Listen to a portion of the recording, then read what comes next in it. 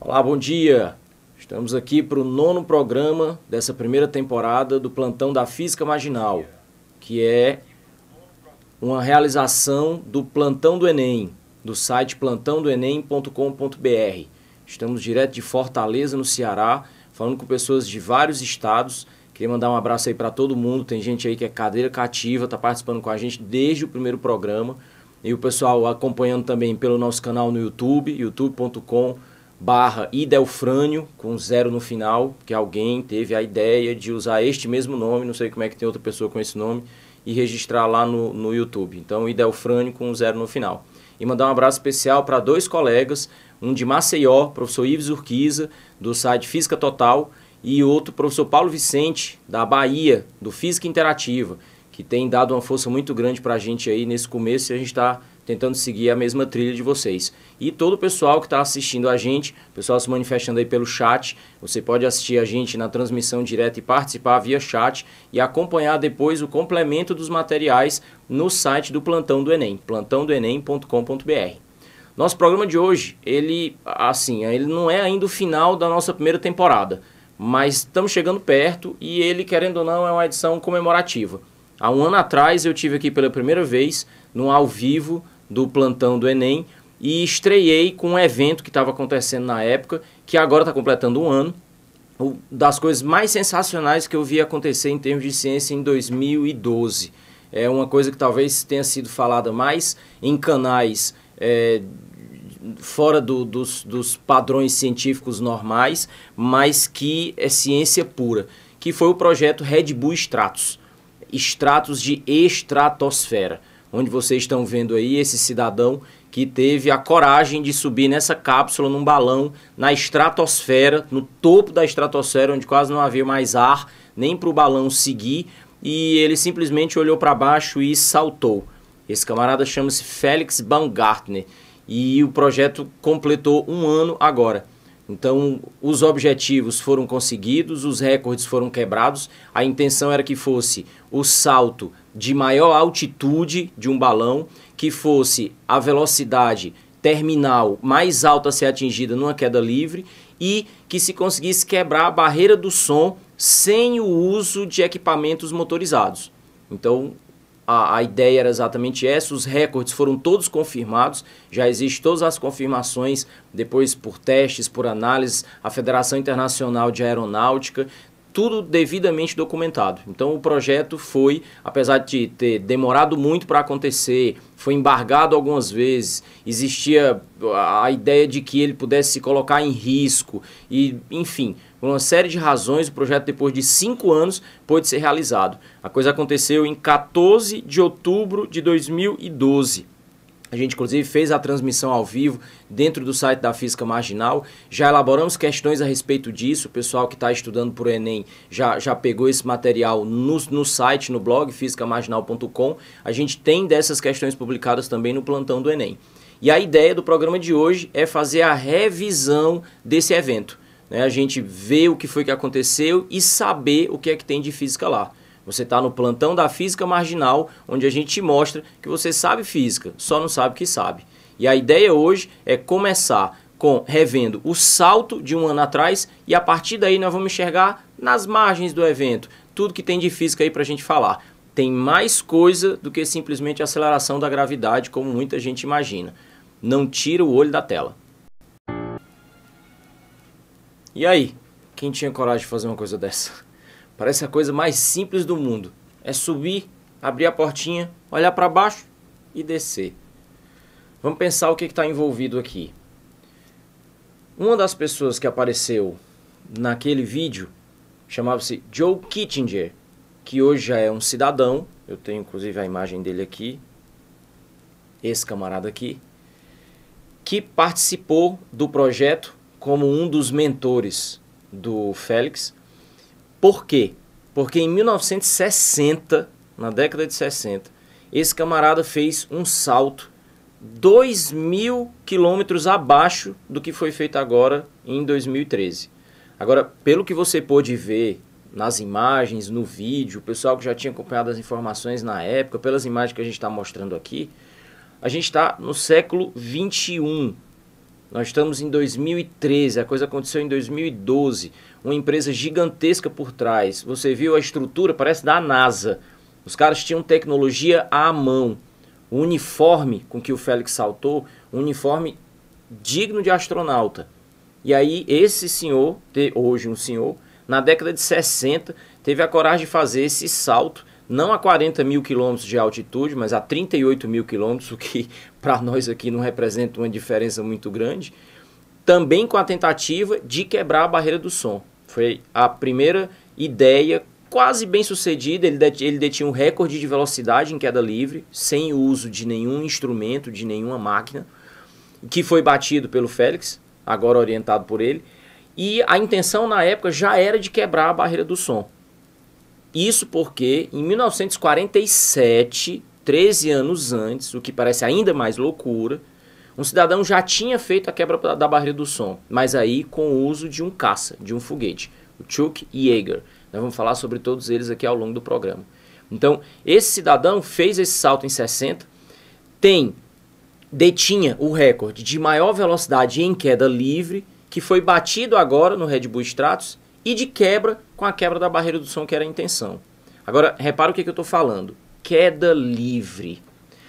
O que significa quebrar a barreira do som? A gente sabe que o som viaja muito rápido quando se propaga no ar. Quando a gente está estudando na escola e pega aquelas questõezinhas para resolver, normalmente se fala em 340 metros por segundo, o que é preciso já fazer uma observação aí. A gente tem que tomar muito cuidado com os detalhes.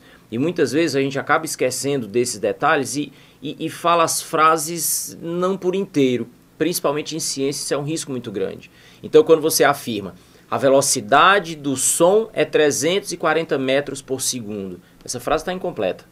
Ah, Idelfrânio, eu já sei por quê. Eu preciso dizer a velocidade do som no ar é 340 metros por segundo.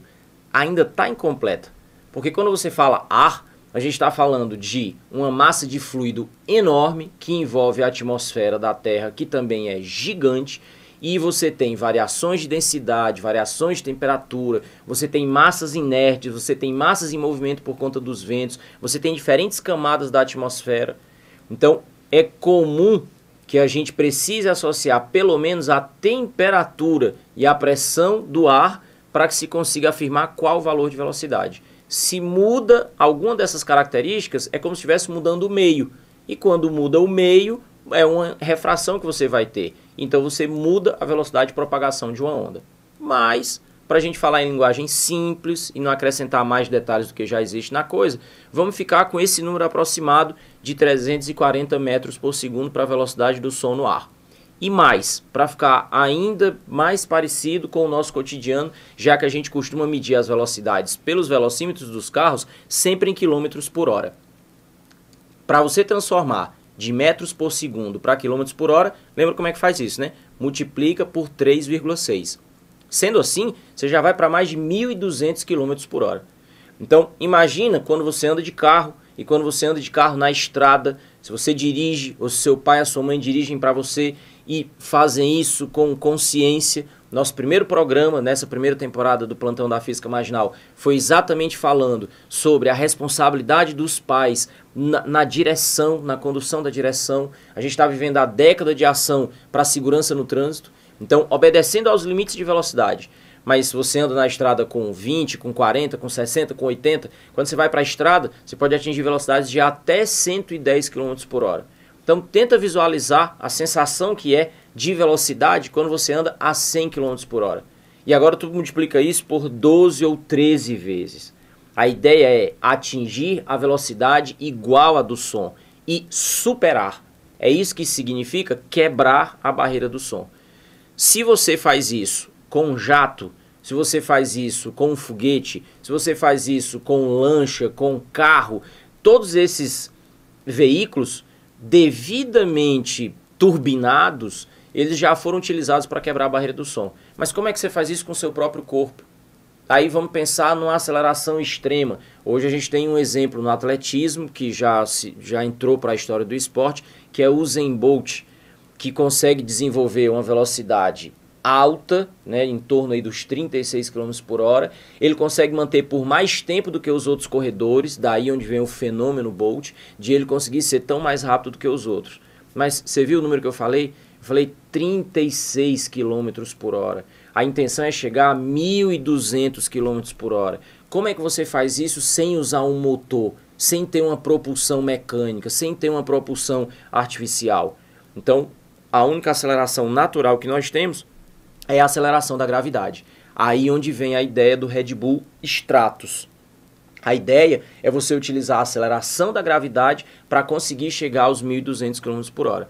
Mas daí é necessário então pensar o seguinte, é por isso que se vai tão alto. Como é que diz o ditado? Quanto mais alto, maior a queda. A gente está falando aqui de conservação da energia mecânica. O que eu quero é atingir alta velocidade. Em outras palavras, eu quero ter grande energia cinética. Mas a energia não se cria, se transforma. Então, para que eu atinja grande energia cinética, antes eu preciso ter muita energia potencial. Aí a gente pode pensar em energia potencial elétrica, pode pensar em energia potencial elástica, mas é mais comum falar de energia potencial gravitacional. E esse era o fundamento científico do programa. A ideia é atingir uma altura muito grande, saltar de lá e aí então transformar toda essa energia potencial gravitacional em energia cinética. Então, o salto, a gente está vendo aí, o nome do projeto era exatamente saltar do topo do espaço, Edge of Space. Então, era conseguir atingir o máximo de altura possível, não como um salto de paraquedas comum.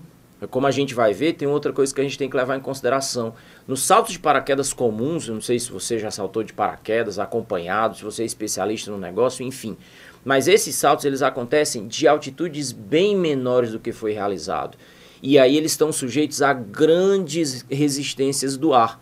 E é preciso que você fique atento aos termos. A ideia era que eu conseguisse uma queda livre. O próprio Joe Kittinger, na fala dele no vídeo, ele fala de atingir uma queda livre para conseguir atingir a velocidade do som e quebrar a barreira do som. É quando a gente fala queda livre, é preciso dar atenção às palavras. Livre do quê? Livre de resistência do ar. Então, nas camadas mais baixas da atmosfera, a gente está sujeito a grandes quantidades de resistência do ar. Inclusive, o salto de paraquedas depende dessa resistência do ar. O que seria do paraquedista se não houvesse a resistência do ar? Ele precisa dela para conseguir frear. Mas, como na intenção desse caso especificamente era conseguir atingir, primeiro, grande velocidade, para depois pensar na parada, então daí onde vem parte da loucura do negócio, então ele precisava ter cada vez mais altura. Então, para isso, a ideia era se jogar da estratosfera. E isso significa quase 40 mil quilômetros de altura. 40 mil metros de altura, 40 quilômetros de altura. E aí, quando a gente fala de um salto desse tipo, a primeira pergunta é, como é que se chega até lá? Isso aí a gente pôde ver no vídeo também. E aí tem mais uma questão de física simples. A ideia é subir num balão. Então você prepara um balão e deixa o balão te levar lá em cima. Agora, aqui vale a pena que a gente faça um comentário. Não é um balão como aqueles balões que agora há pouco tempo passavam na novela e aí virou hit de turismo mundial e as pessoas iam para a Turquia para viajar em balões de ar quente. Tem uma questão de hidrostática aí que vale a pena ser comentado. Quando você tem um balão de ar quente, olha as palavras mais uma vez. O balão de ar quente vai ascender, vai subir na atmosfera de ar frio. A gente está falando de temperaturas diferentes. E a gente sabe que quando você aquece uma substância, no caso o ar, a tendência é aumentar o grau de agitação das moléculas e provocar a dilatação, o aumento do volume desse ar. E o que aumenta de volume diminui de densidade. E aí a gente já explicou também isso aqui em programas anteriores. O que tem menor densidade, a tendência é se deslocar numa corrente ascendente.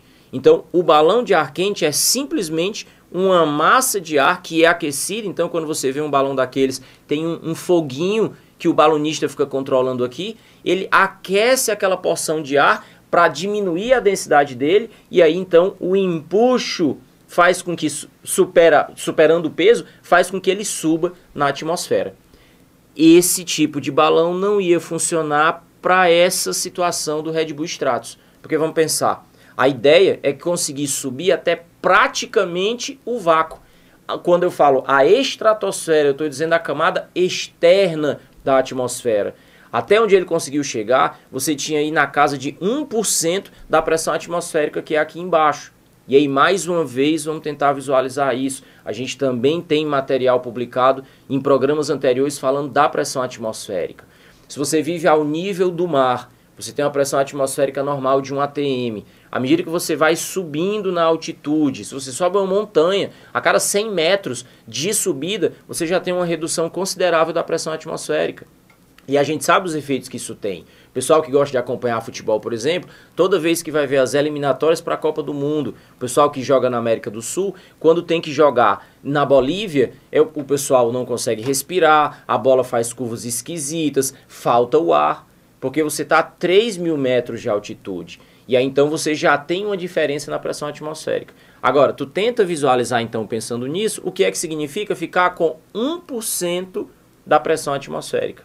Aí você imagina agora como é que significaria você manter o ar aquecido no balão para te levar até essas condições. Para início de conversa, quando o ar começasse a ficar rarefeito demais, você não ia mais conseguir ter moléculas suficientes dentro do balão sequer para manter uma quantidade de ar quente que te desse empuxo para superar o peso e você conseguir ficar lá em cima. Então não, balões de ar quente nesse caso não seriam suficientes. Aí o que é que nós temos nesse balão? Um balão de gás hélio.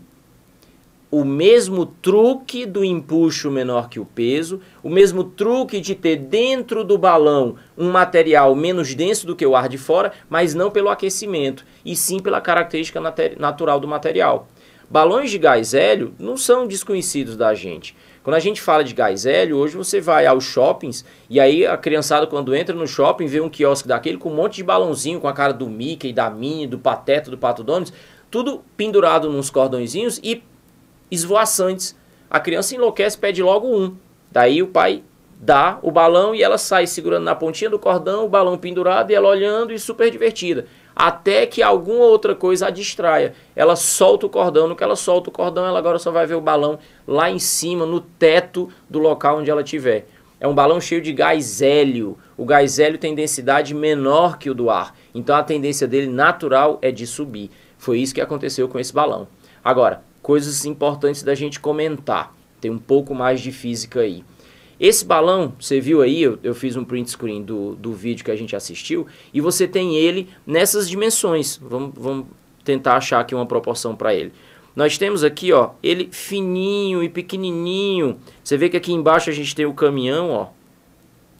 E você tem essa proporção do balão.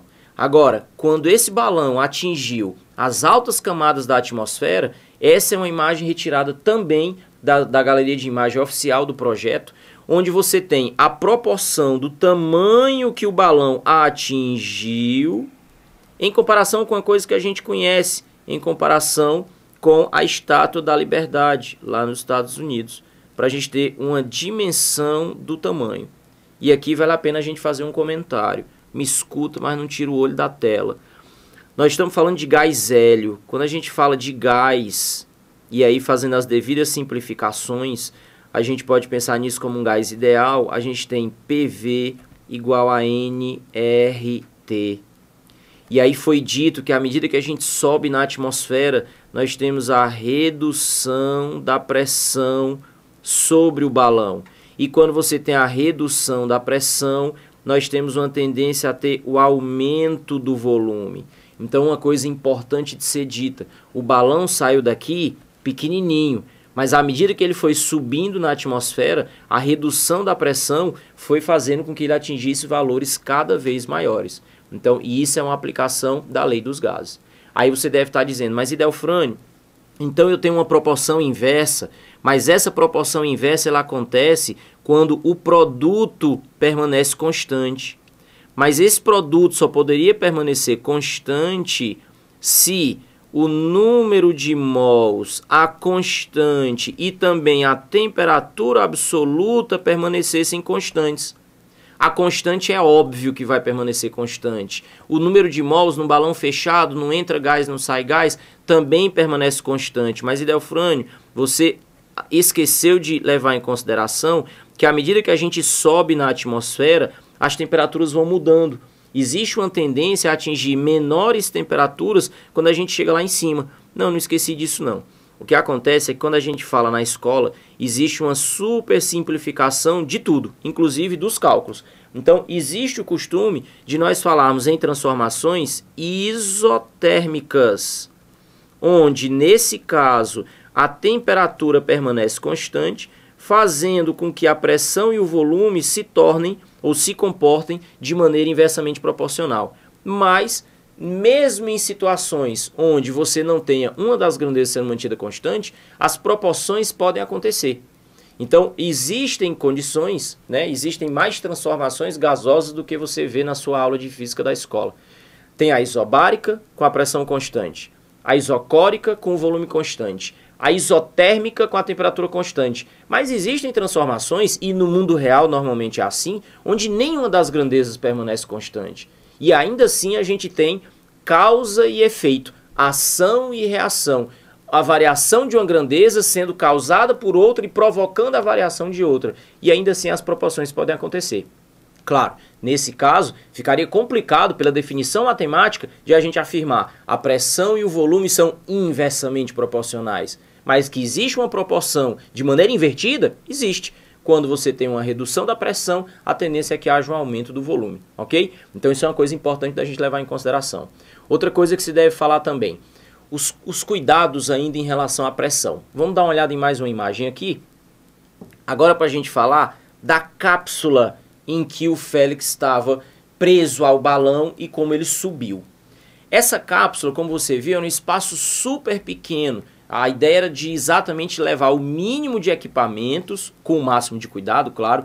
Ele tinha toda a tecnologia de que ele precisava, mas o espaço deveria ser mínimo, até para você ter mínimo de peso e facilitar a subida de acordo com o balão. Um cuidado que havia muito grande era com relação à hora da saída. A gente viu ali que ele abre uma portinhola, fica de pé, se preparando para o salto. O cuidado grande que havia é exatamente por conta da pressão. O que é que nós precisamos pensar? A pressão grande sempre ganha da pressão pequena. Então, o corpo do ser humano está acostumado, está habituado a viver nas baixas altitudes e com a pressão, vamos dizer que ele vivesse ao nível do mar, com a pressão atmosférica que a gente chama de pressão atmosférica normal, que eu já falei agora há pouco, é de 1 atm, 76 centímetros de mercúrio ou 10 metros de água, se você quiser medir de maneiras diferentes, e relembrando o que a gente já falou em programas anteriores. O fato é que à medida que você sobe e a pressão atmosférica vai diminuindo, é preciso pensar como é que isso afeta o corpo, como é que isso afeta as pequenas cavidades, como é que isso afeta o volume de gás dissolvido no sangue. Então você vai da física à fisiologia. Então a importância do equipamento que ele utilizava, da roupa que ele utilizava, tinha a ver também com essa roupa manter a pressão atmosférica equivalente à pressão atmosférica que havia aqui embaixo.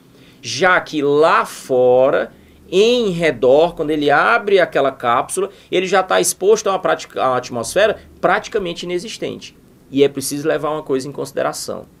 A gente acabou de comentar da redução de temperatura nas grandes altitudes da atmosfera. Entretanto, se não houvesse essa proteção especial desse uniforme, ficando exposto àquela atmosfera com a pressão atmosférica praticamente zero, era possível que o corpo do piloto simplesmente fervesse. Aí presta atenção no que foi que eu fiz agora. Eu disse de trás para frente, ferver, e eu fiz como se a fervura fosse uma coisa intempestiva. Aí você vai dizer, mas Delfrânio, tá esquisito isso. Eu tô acostumado a ver ferver água na minha casa. É uma coisa que demora. A gente põe a água, acende o fogo, aí eu sei que a água esquenta, leva um tempo, ela começa a borbulhar, depois aquilo fica forte, vai saindo um vaporzinho, e aí a água vai baixando, vai baixando, vai baixando, e se eu esquecer dele lá ligado, do fogo ligado, a água toda evapora, mas demora. E aí você vem dizer que o corpo dele poderia ferver? Vamos juntar as informações. Água no estado líquido para passar para o estado de vapor. Essas moléculas precisam se desprender para a atmosfera. Então elas precisam vencer a resistência da atmosfera que está sobre elas pressionando. Quanto maior é a pressão atmosférica, mais difícil ferver a água. Em compensação, quanto menor a pressão atmosférica, mais fácil a água ferve. E o que você acha que acontece se não tiver pressão atmosférica nenhuma? E o corpo do ser humano é feito em maior porcentagem de quê? De água. Então não, ele não poderia ficar naquele ambiente exposto àquela pressão praticamente inexistente, sob o risco do corpo, de toda a água do corpo, simplesmente ferver. E é isso mesmo, ferver de maneira intempestiva, brusca, fugaz, instantânea. Fervura não significa necessariamente altas temperaturas. Mais uma vez a coisa do detalhe. A fervura é uma associação entre a pressão e a temperatura. E se eu diminuo a pressão atmosférica, a tendência é ferver a uma temperatura cada vez menor, como eram as condições que aconteciam ali. Então essa era uma função dos trajes. Uma outra coisa que eu gostaria de responder nesse programa, eu falei muito durante esse ano sobre esse projeto, apresentei isso em vários locais, onde a gente vai com a física marginal levando as questões originais que a gente tem. Eu sempre encaixo o Red Bull Stratos porque foi uma coisa que me encantou demais. Agora, uma pergunta que sempre fizeram, e depois que ele saltou, o que aconteceu com o balão e o que aconteceu com a cápsula? Então, estou mostrando aí para você tem o endereço aqui na tela, e essas imagens de novo retiradas do blog do Red Bull Stratos. O balão foi recuperado. O balão foi recuperado e a cápsula foi recuperada. E hidrostática simples de novo. Existia um acesso remoto, tanto à cápsula quanto ao balão. Primeiro para que a cápsula se desprendesse. Então existia um gatilho, a cápsula foi desprendida do balão. No que a cápsula cai sob a ação da gravidade, existia um paraquedas também disparado remotamente para que a cápsula seja recuperada. No caso, ela foi recuperada 3 dias depois, dia 17 de outubro, e essas imagens que a gente está vendo aí, elas são exatamente imagens da recuperação da cápsula, você está vendo aqui, já sendo recuperada. Aqui você tem uma imagem do rastreamento que foi feito, tanto da cápsula quanto do balão. Tudo através de GPS. Essa trajetóriazinha que você vai vendo aqui, ela mostra exatamente o caminho que esse material percorreu até ser recuperado. E aí a gente tem uma imagem ali também do balão depois de ter sido recuperado. Franco, como é que o balão foi recuperado? Porque a cápsula soltou do balão, tinha o peso, ela caiu, abriu o paraquedas, tranquilo. Mas e o balão? Havia um dispositivo de liberar o gás hélio do balão. Na hora em que o gás hélio foi embora, então perdeu aquele empuxo e aí a gravidade fez o trabalho dela. Bastou haver o rastreamento e o material foi recuperado, ok? Aí vamos dar uma olhadinha mais atenta no uniforme que o Félix utilizou. Falei agora há pouco do uniforme, para a gente falar de mais características com relação às grandezas físicas envolvidas na grande aventura que ele viveu. Olho na tela. Como eu tinha te dito anteriormente, essa é uma imagem também retirada do site oficial do projeto. Era um verdadeiro material de astronauta, com o objetivo não só de conseguir controlar a pressão, então a gente tem aqui controles de pressão, mas câmeras para as filmagens, a gente viu várias imagens de câmera à medida que ele foi descendo, e também para conseguir controlar a temperatura.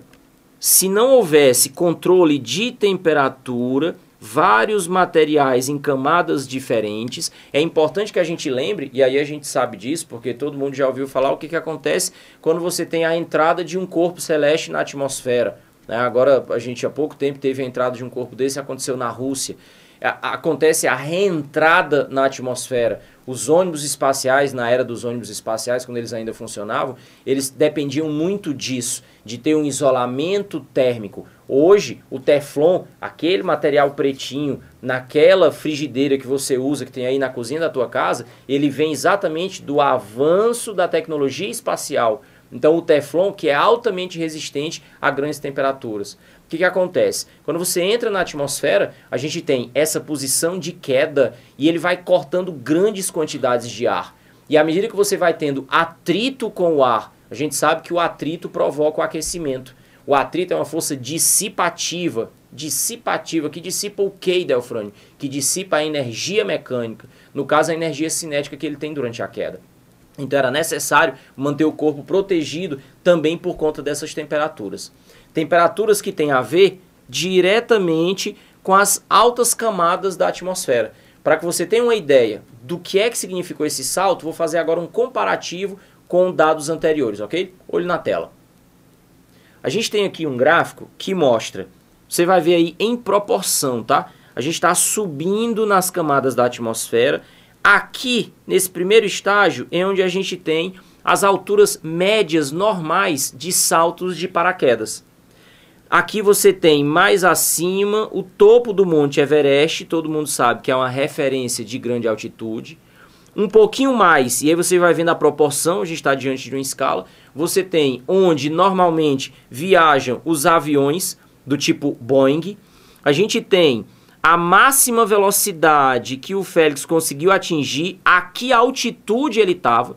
E agora você vê, quando você viaja num voo comercial, você está nessa altitude. E olha onde é que ele estava quando ele atingiu a máxima velocidade, chegando ao que a gente chama de Mach 1.4. Ernest Mach foi um cientista dos primeiros que se comentou e falou sobre a ciência de viajar com velocidades próximas à velocidade do som. E falou sobre a barreira do som. Então, em homenagem a ele, existe essa medida. A gente fala Mach 1, quando se consegue viajar com a velocidade igual à do som. Mach 2, o dobro da velocidade do som. Mach 3, o triplo e assim sucessivamente. Então aqui na tela, nós temos a velocidade que foi conseguida, a quebra da barreira do som, com Mach 1.24. A gente tem um pouquinho mais acima, aquele cidadão que hoje já é um senhor, um simpático senhor, o Joe Kittinger, de onde ele fez o salto dele na década de 60. E aqui, olha a proporção, é onde você teve, onde aconteceu o salto do Felix Baumgartner, o salto do Red Bull Stratos. Quando a gente olha essas camadas da atmosfera, é preciso que a gente fique de olho na temperatura. Então não podia deixar de te mostrar esse gráfico que representa os valores da temperatura medida em graus Celsius em função das altitudes atingidas. É importante que você repare que o 0 graus Celsius, ele está aqui, ó. Para a direita você tem valores maiores que 0 graus Celsius e para a esquerda valores menores que 0 graus Celsius. Repara que quando a gente está na camada da estratosfera, praticamente todas as temperaturas estão em valores abaixo de 0 graus Celsius. O que faz com que seja ainda mais desafiador e ainda mais curioso aquele aspecto que nós comentamos anteriormente do corpo conseguir ferver a água que ele contém se fosse exposto a praticamente a ausência de pressão atmosférica que havia lá. Você ia ter a água fervendo ainda que a temperatura fosse muitos graus abaixo de zero. E aí, quando a gente fala da pressão atmosférica, é importante também a gente dar uma olhada em mais uma figura. Olho na tela. Quando a gente pensa na pressão atmosférica, é importante que nós lembremos que isso tem a ver com a quantidade de moléculas de ar por volume. Então a gente tem aqui uma representação das camadas à medida que a gente vai subindo, a troposfera, a estratosfera. Existem algumas camadas mais externas, a mesosfera e a termosfera, onde você praticamente já não tem mais atmosfera. E aí é importante que você repare que essa densidade do ar, onde ele é mais comprimido nas camadas inferiores e mais rarefeito nas camadas exteriores, isso tem a ver exatamente e também com a pressão e o peso exercido pelo ar. Evidentemente, as camadas mais baixas suportam o peso das camadas mais altas. E é isso que faz com que a gente tenha essa variação na densidade e, consequentemente, na pressão. Uma outra coisa que eu acho importante também de comentar. Tudo é uma questão de escala e depende de como e de onde a gente vê. Tudo é uma questão de referencial. De repente, a gente viu o vídeo, reviu o que foi que aconteceu naquela época, e aí a gente fica falando de 50 quilômetros de altitude, e que foi mais alto do que quem saltou em 1960, e o tempo que a queda durou, e porque isso é muitas vezes mais alto do que um avião consegue viajar. E aí, de repente, se você olha em escala, e eu tenho essa imagem aqui para te mostrar, o que a gente tem aqui é exatamente um comparativo em escala do tamanho do raio da Terra. Você tem aí 6.400 quilômetros, você está vendo aqui na proporção, e o tamanho da atmosfera. Você chega aí em 50 quilômetros. Agora, para nós parece uma enormidade. Olhando para ele que saltou lá de cima, certamente é uma coisa monstruosa, de dar medo. Mas quando você olha para o tamanho da Terra, A atmosfera representa uma camada pequena em relação a toda a crosta que a gente tem até atingir o núcleo central. Lembrando que nós temos um raio médio da Terra de 6.400 quilômetros. A camada que ele atingiu da estratosfera estava a 50 quilômetros de altitude. Então, só para a gente fazer um comparativo, para não perder essa noção de escala. E aí agora eu queria passar para um outro aspecto do salto. Veja bem, o final do salto, em todas as vezes que eu fiz essa apresentação em algum lugar, as pessoas sempre ficaram muito impressionadas com o final do salto. Como se dissesse, caramba, é isso? Um salto, pareceu um salto normal, que ele pulou bem daqui, um salto normal de paraquedas. Veja bem, eu preciso da aceleração da gravidade para atingir uma velocidade muito alta. Eu preciso não ter a resistência do ar para que ela não me freie, por isso ir lá para a estratosfera. Mas depois que eu fizer o que eu tinha que fazer aqui em cima, eu, Félix Baumgartner, no salto, eu preciso desacelerar. Eu preciso da resistência do ar para que eu possa abrir o paraquedas e chegar no chão em segurança. Então repara que nós tivemos estágios diferentes do salto. Na primeira parte é onde você tem efetivamente a chamada queda livre, sem a resistência do ar, para que você conseguisse acelerar, acelerar, acelerar, acelerar e atingir então a velocidade pretendida. Mas depois você entra nas camadas mais baixas da atmosfera e, como nós vimos, a densidade muda radicalmente e é isso que garante com que ele chegue em segurança ao final. E aqui vale a pena a gente fazer um comentário. O que se chama de velocidade terminal de uma queda. Terminal é que termina.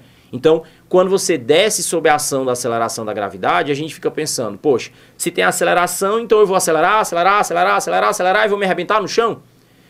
O paraquedas abre uma grande área, essa área provê grande resistência do ar e é a resistência do ar contra o movimento junto com o peso, quando você tem esse equilíbrio pressupõe força resultante zero pressupõe sem aceleração pressupõe velocidade constante. Essa é a velocidade terminal de uma queda. Então eu queria que você me acompanhasse aqui nas imagens para a gente esclarecer um pouquinho mais sobre essa ideia da velocidade terminal num salto com paraquedas. Olho na tela.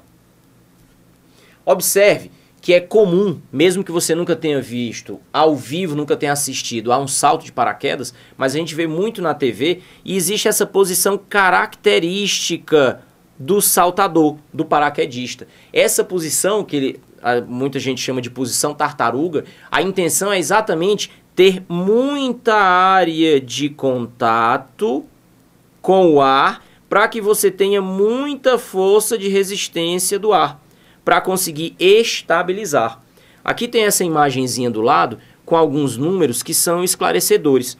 A gente tem aqui no momento do salto e depois à medida que o salto vai progredindo e os valores de aceleração no local.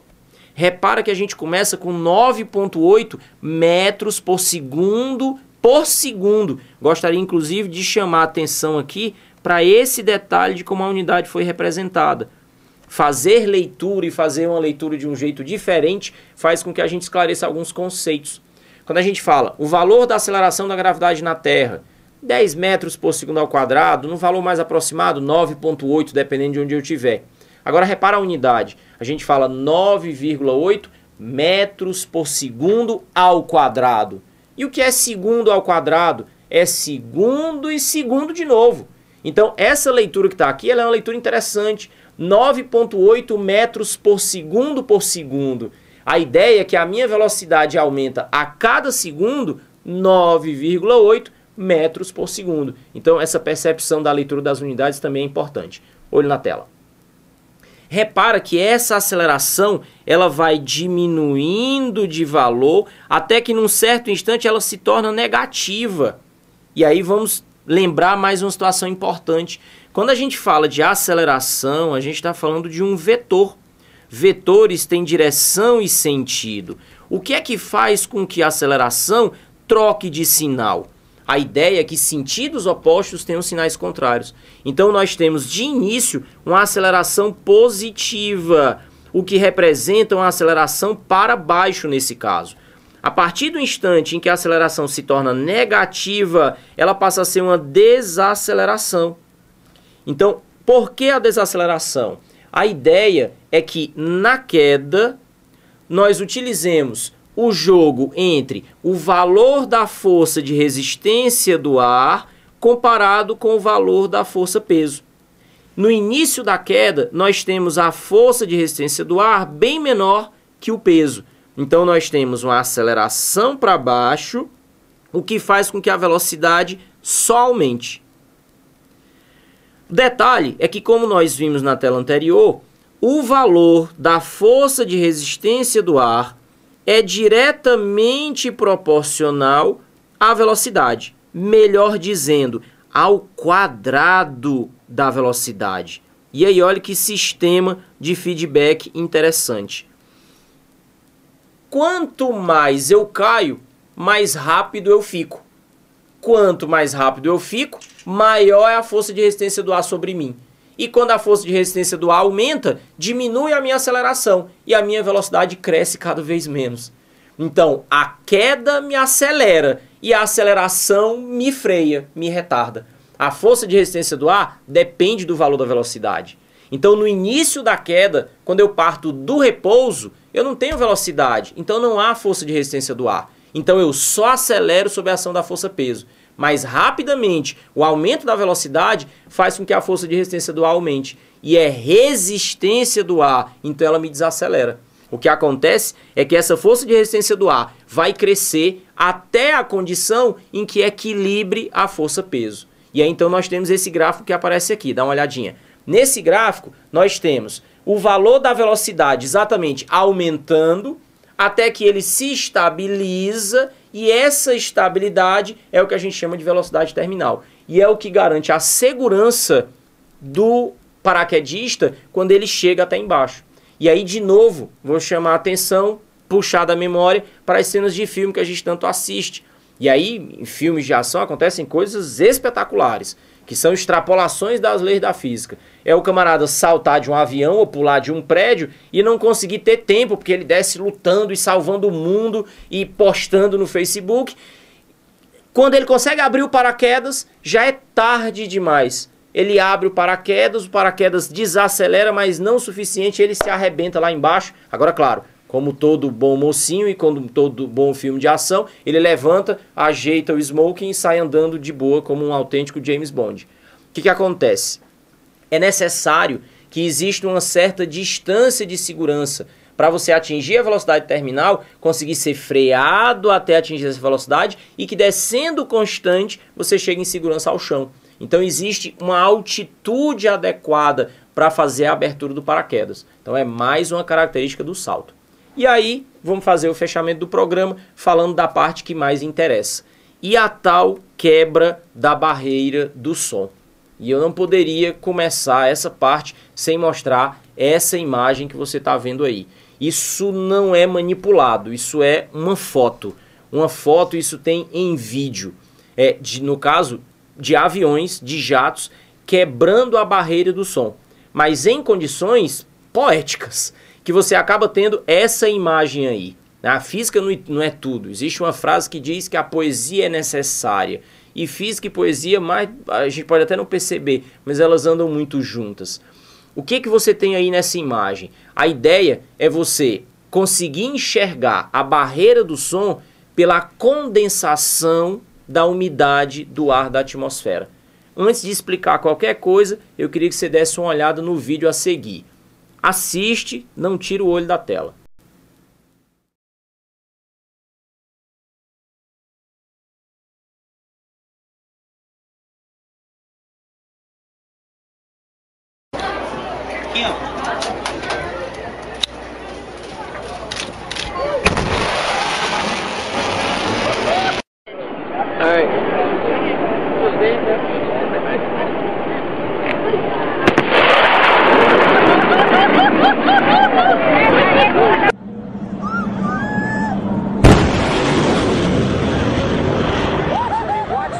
Build up on this airplane. Look at that. Oh, yeah!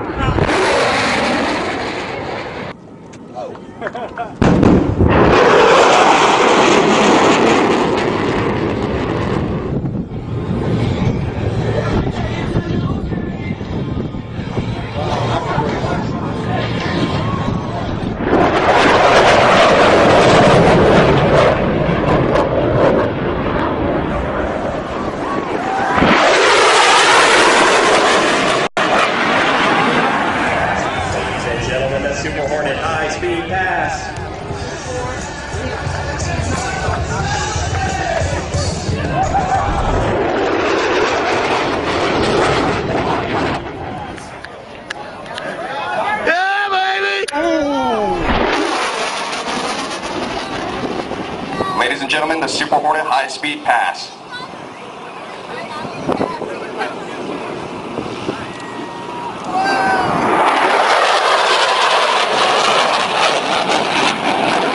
Cover your ears.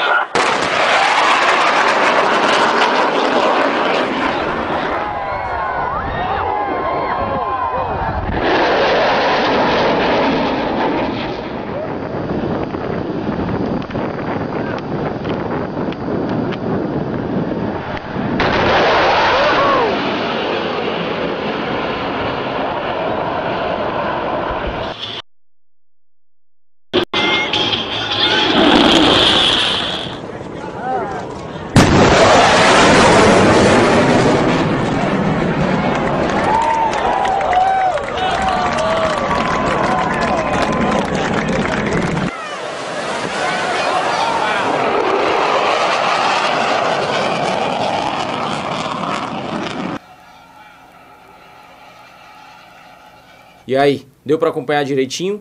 Filmado, que é para ninguém ficar pensando que é mentira. Veja bem, antes de começar a explicar o vídeo, queria que você desse uma olhada nessa imagenzinha que eu vou mostrar aqui. Vou riscar algumas coisinhas e a partir daqui você já vai entender tudo que você enxergou ali. Olho na tela. Quando um objeto, como aquele jato, se desloca cortando o ar, você tem aqui a representação das ondas de som. Aqui é como se fossem as cristas das ondas de som que são emitidas no funcionamento do avião. Por conta do deslocamento, você não pode esquecer que o som propagando-se no ar são as próprias moléculas de ar em vibração. Então, quando o objeto se desloca em grande velocidade, o que acontece? Ocorre um encurtamento das ondas, a distância entre as cristas de um lado, e acontece o alongamento do outro lado. Se a gente pensar nisso aqui como moléculas de ar, nós temos o aumento da pressão do lado onde elas estão sendo pressionadas e a redução da pressão do lado onde elas estão sendo puxadas. Isso aqui é muito semelhante ao que acontece, não sei se isso já te aconteceu, comigo aconteceu várias vezes, e você está ali na beira da calçada, no ponto de ônibus, esperando o ônibus, e aí naquele dia que você conseguiu sair 5 minutinhos mais cedo do que o pessoal, vai conseguir pegar o ônibus tranquilo. E aí quando ele vem, você fica todo animado, dá sinal, e ele passa em alta velocidade. E na hora que ele passa, eu posso até não ser um grande aluno de física na escola, mas eu já fecho o olho, dou um passo para trás e viro o rosto. Porque eu sei que depois que o ônibus passa, que dá aquele vento que a gente balança o corpo, vem arrastando toda aquela ventania e ali, a sujeira que tem ali no fio de pedra, na calçada, vem tudo.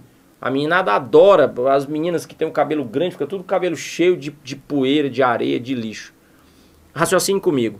Dois corpos não podem ocupar ao mesmo tempo o mesmo lugar no espaço.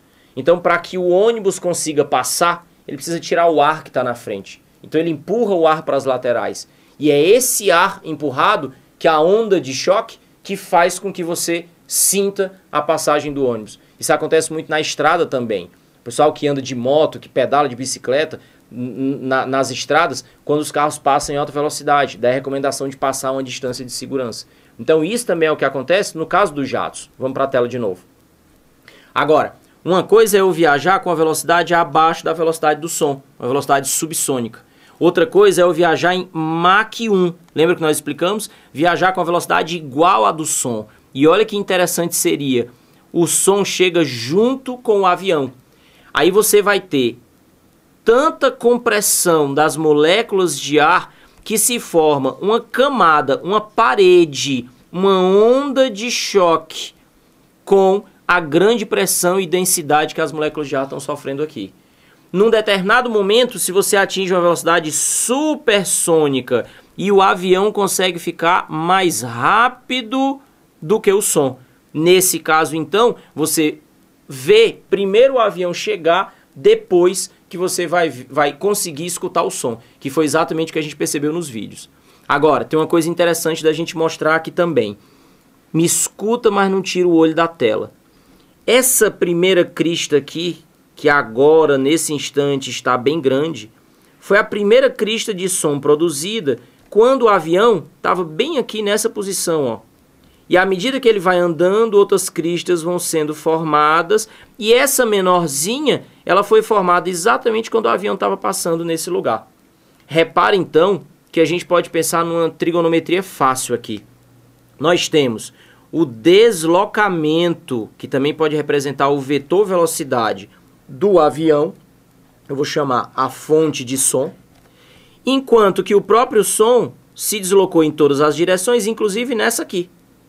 E esse aqui seria o deslocamento e a velocidade do som.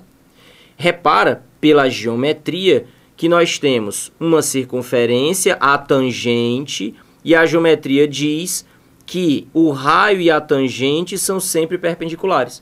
De modo que se a gente fizer o fechamento desse triângulo com o vetor velocidade do avião, o vetor velocidade do som e a tangente a todas as cristas de onda esféricas que saem dali, nós temos um certo ângulo, que é o ângulo de abertura do cone.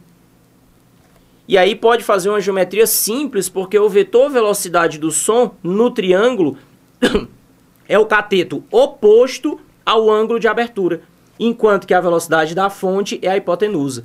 E aí a geometria nos diz que o seno do ângulo é o cateto oposto sobre a hipotenusa.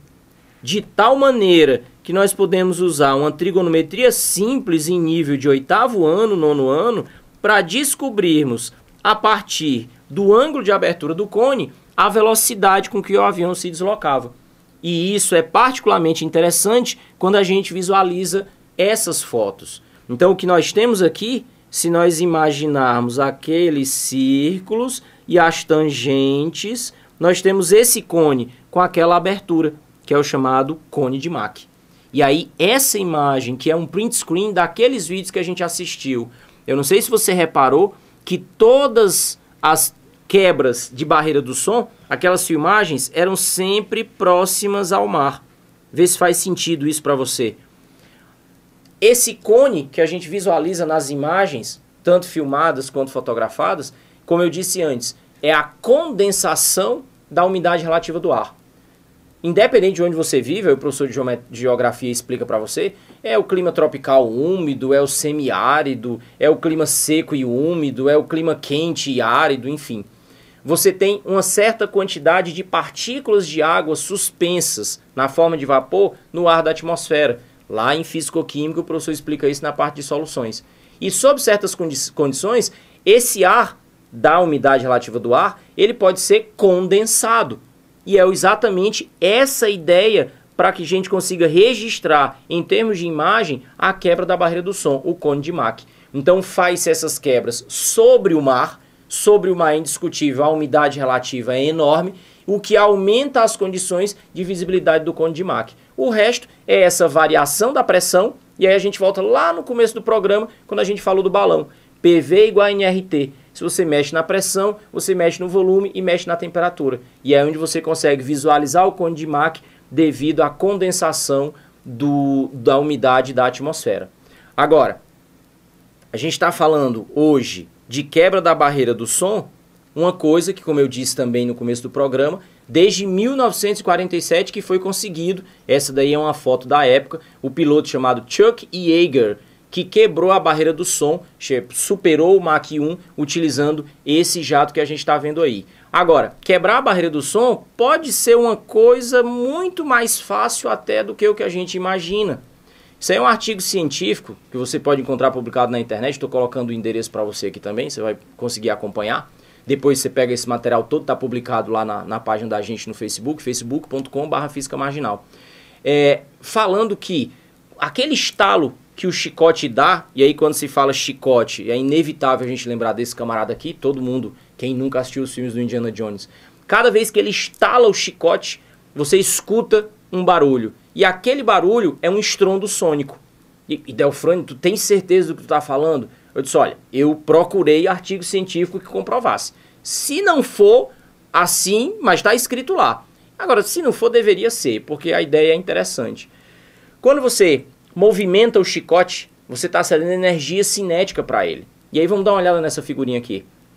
Quando a gente fala energia cinética, a gente está dizendo energia cinética é mv²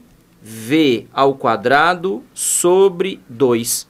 E aí nós temos uma relação da massa e da velocidade. E a ideia é que quando você desdobra o chicote no lançamento, a ponta do chicote que tem menor massa acaba atingindo maior velocidade. E essa velocidade pode chegar a ser tão grande que, segundo dizem os pesquisadores, você consegue, e aí tem imagem registrada disso, imagens de alta velocidade e alta definição, de criar uma onda de choque e você tem um estrondo sônico na ponta do chicote. Então isso seria uma outra maneira também de visualizar a quebra da barreira do som. Então no final das contas esse deve ter sido o primeiro instrumento que foi utilizado, já que o chicote é antigo, que foi criado para se quebrar a barreira do som. Bom, chegamos ao final desse nosso 9º programa da nossa primeira temporada, que está chegando ao fim, da Física Marginal. Estou guardando umas surpresas agora para o final da temporada, hein? Me aguarde. Lembrando que aqui a gente tenta sempre dizer para você que você sabe física, talvez só não saiba que sabe. A física está aí, às margens de tudo que a gente enxerga. E eu queria terminar o programa com essa imagem e lembrando de uma frase que eu li recentemente que diz o seguinte, porque eu vejo essa imagem aí e a mim deu medo só de assistir. Então eu li uma frase que diz assim, se deu medo, vai assim mesmo. E eu sei que muitos de vocês que estão nos assistindo estão numa trilha, né, e cada vez chegando mais perto do desafio. E quanto mais perto a gente chega, mais vai batendo aquele frio na barriga. E o medo vai batendo. Mas a gente precisa ir assim mesmo. O que precisa é se jogar. O resto, a gente vê o que acontece. Espero vocês aqui no próximo programa. Acompanhem o material da gente, tanto no plantãodoenem.com.br, onde você tem acesso a cursos em videoaula de todas as áreas do conhecimento, pessoal que está se preparando para o Enem, e mais materiais complementares para se comunicar com o professor Idelfrânio, tudo através da Física Marginal. Tanto no site fisicamarginal.com ou pelo Facebook, você está vendo aí Física Marginal no Facebook, ok? Um abraço, até o próximo programa.